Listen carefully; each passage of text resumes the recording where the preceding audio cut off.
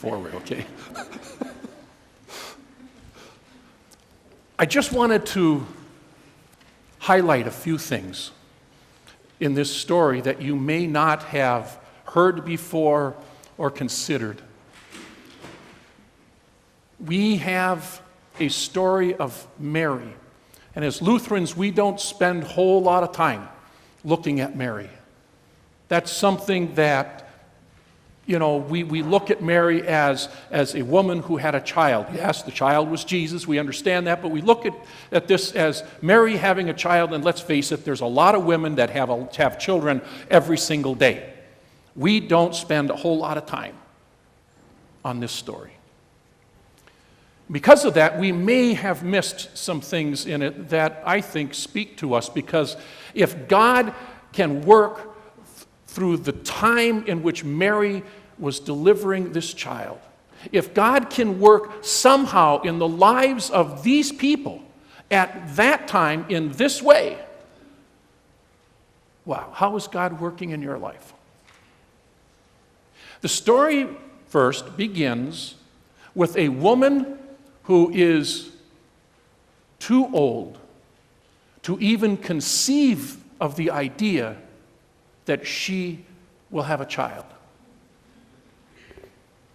Elizabeth was beyond her years, and she and Zechariah had been trying all their lives to have a child, but they couldn't. They wouldn't. God, as they say, did not bless them, but they had been praying about it. And the story goes that Zechariah was told by the angel Gabriel, a stranger who came to him to tell him that he would have a son, late in their years. And Zechariah, the priest of the temple, the man of faith, the man who believed in God, who believed God's miracles and God could do anything, said to the angel, I want proof. It's not good enough for you to just come and say that we're going to have a son. We've tried, we've done that, it hasn't worked. I want proof. And Gabriel supposedly said to him, you will have a son, but until that happens, you're not going to be able to speak. So a priest who doesn't have the ability to speak cannot much do the job that the priest is supposed to do. Then we hear not only of this woman who is too old to even believe that she is going to ever be able to have a child, meeting up with another woman who is too young socially to be having a child. The two of them in this story get together. Now, we need to understand that in the scriptures, the word virgin, referring to Mary, can be easily translated young girl. It's the same. Why? Because unlike today, where we are far more accepting of situations, in the day in which Mary and Joseph were alive and living, it was extremely socially problematic for a girl to be pregnant outside of marriage. It was scandalous. Let me ask you a question. In this story, we are told that after Mary was told by the same angel, Gabriel, that she was going to have a child of God, what does she do? She goes to her aunt Elizabeth. Why? You ever asked yourself the question, why did Mary go? She was living up north. Elizabeth, we are told, lives in the hill country down in Judah. Going from Galilee down to Judah as maybe a 15 or 16-year-old girl all by herself who is now pregnant, going down to see her aunt. Why? The scriptures want us to look at this and say that it was because it was the fulfillment of prophecy, and they were going to meet together because they had both been told this miracle was going to happen, and they were going to get together, and it was just going to be a wonderful praise session between them and God. I want to give you another option. And I have to tell you, this is mine. I haven't found any other place where this is being promoted, but I think there's more to it than this. I think she went there because her family kicked her out. Think about it. She was married, or she was betrothed to be married to Joseph. In the Gospel of Matthew, we have that Joseph desired to quietly divorce her in order to protect her, to save her. Why would he even think of divorcing her? Because it wasn't his child. Society would have assumed, her parents would have assumed that it wasn't his child, so it had to be somebody else's. This young girl, pregnant, while being engaged to be married by a child or by a person, by something other than by the one that she is going to eventually marry.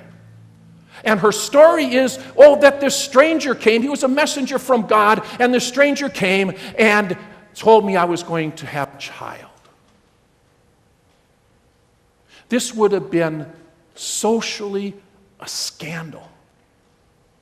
This would have been very possibly something that she could have been stoned to death over. Is it possible the reason that she left her hometown up north and traveled so far was because her family wanted nothing to do with her? They were embarrassed for what she had done, and they were embarrassed in the community in which they lived to have her with them. Go see your aunt, live with her. Maybe not. I remember back when I was in high school, and that's been a while, but it's still within my lifetime, there was a girl in my class who got pregnant. And unlike today where we allow for that, we have daycare in schools and all, back in my day, that woman disappeared. That young girl did not finish up that year. She was sent somewhere, I have no clue where, some relative out of state, because she was found that she was pregnant, and the parents were ashamed. The parents did not want their girl to continue to come back to the school and be harassed. She was gone. Well, if that could happen in my lifetime, how much different would it have been back in the time of Mary and Joseph? Mary goes to see her aunt Elizabeth. A woman's too old to be pregnant, meeting up with a woman who is too young and should not be pregnant. And the two of them get together. And it's interesting to me that the response that Elizabeth has to her is these words, "And blessed is she who believed that there would be a fulfillment of what was spoken to her by the Lord." Blessed is the young girl who believed that what Gabriel had told her, unlike Zechariah, who said, I want proof. Elizabeth says, "Blessed are you, Mary, because you believed. Blessed are you, Mary, because you showed up here." I think Jesus' birth is shrouded in controversy. I think Jesus' birth is overshadowed by events that are outside of the character's control. I think Jesus' birth is overcome with people who were shocked. I think there was shame. I think there was distrust. I think there was unbelief. This isn't the manger scene we see in the back of the church. This isn't what we're going to celebrate tomorrow, with all the songs and the pomp and the beautiful decorations and all that we turn Christmas into. This isn't the story of that quaint little manger back in Bethlehem where all the cattle are lowing and everything is fine and the shepherds come and all the rest of that. This is the birth of Jesus into reality.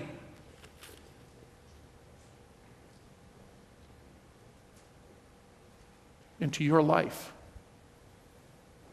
when things are not going the way you think they should be going. They should be going.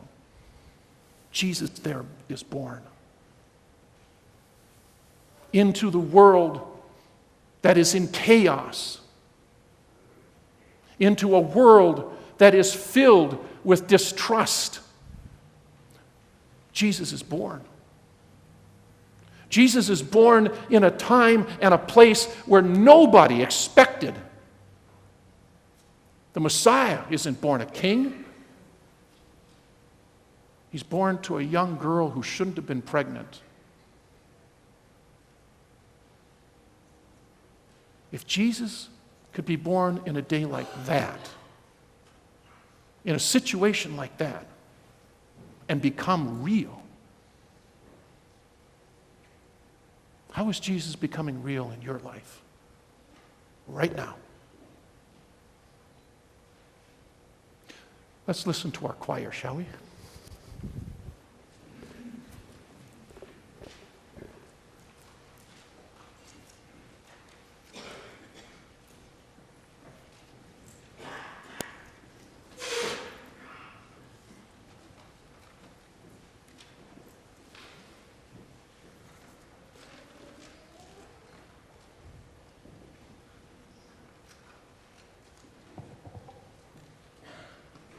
The Messiah's coming was punctuated by joy. The angel said to the shepherds, "Do not be afraid, for see, I am bringing you great news of the great joy for all people to you.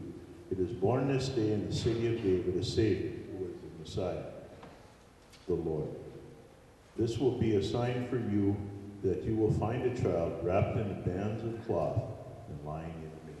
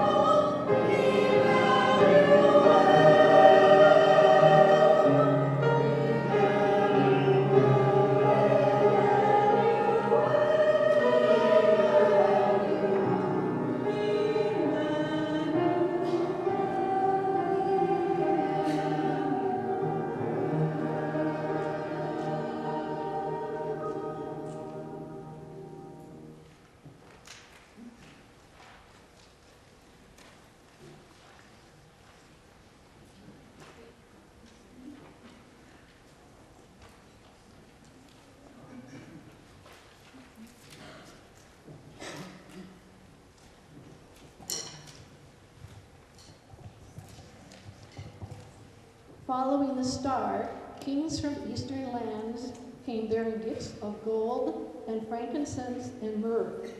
A night so holy, a night so still, born is the hope of all for peace o'er all the earth.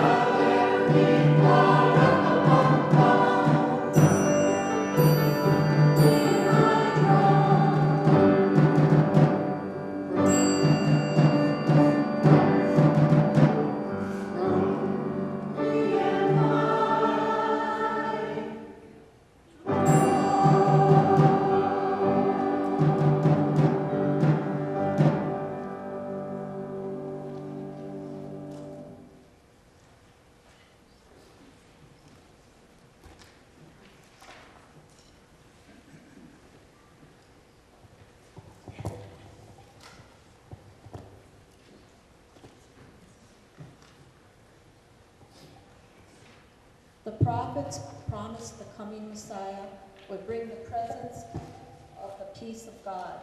His name will be called Wonderful, Counselor, Mighty God, Everlasting Father, Prince of Peace. Of the increase of his government and of peace there will be no end. O come, desire of nations, bind all peoples in one heart and mind. Bid envy, strife, and quarrel cease. Fill the whole world with heaven's peace.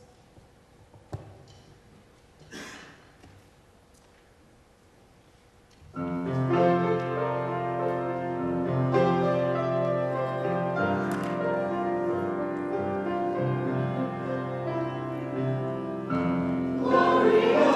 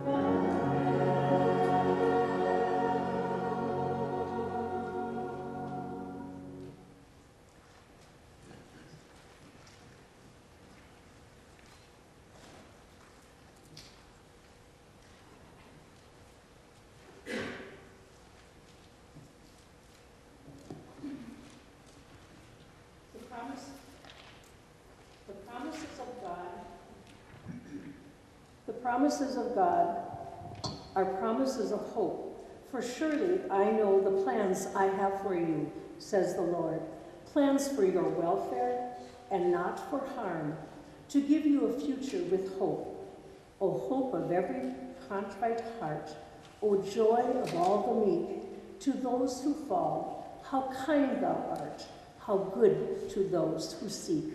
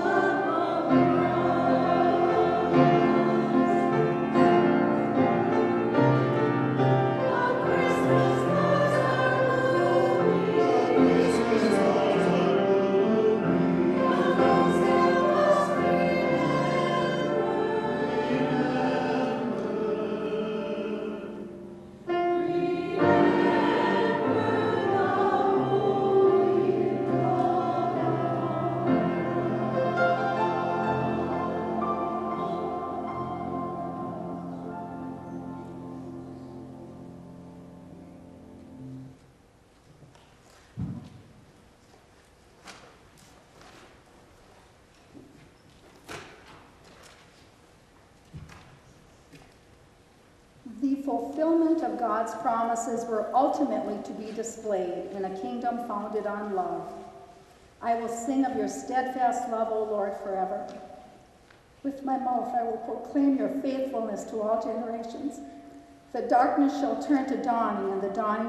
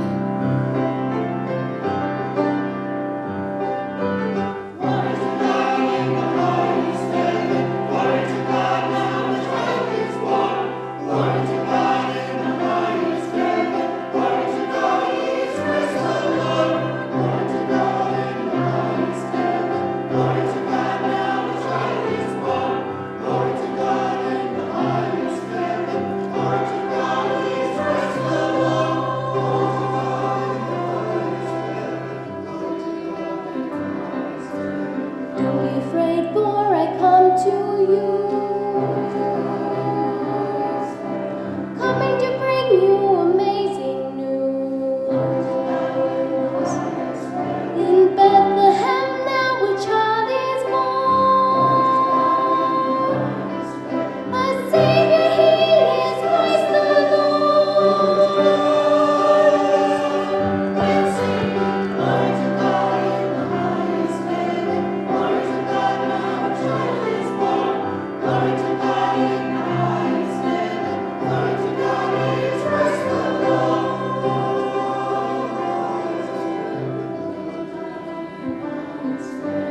Shepherds now to the